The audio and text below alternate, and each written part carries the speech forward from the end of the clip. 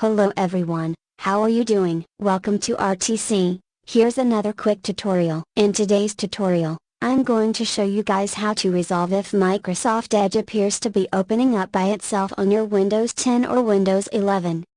This should hopefully be a pretty straightforward tutorial, and without further ado, let's go ahead and jump right into it. So we're going to start off by opening up the search menu and typing in Settings.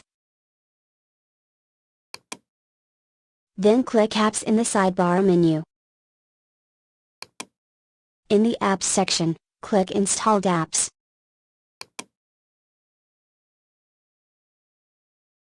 Here, type the keyword, Edge, press the search icon on the search bar. Next, click the three dotted icons next to Microsoft Edge, and select the Modify button. You receive a user account control prompt. So you're going to get a little prompt here that says, Repair Microsoft Edge. Repairing requires an internet connection and will reinstall the browser. Your browser data and settings won't be affected by Select Repair.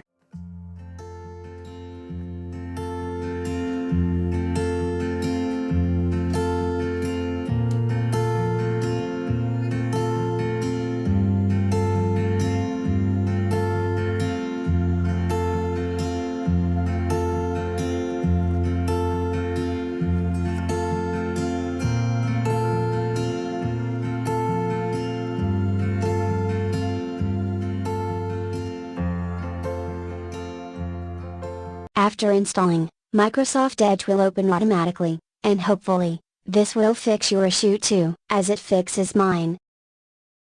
Thank you for watching this tutorial. I was hoping this will help you out, and looking forward to catching you all in the next tutorial. Bye.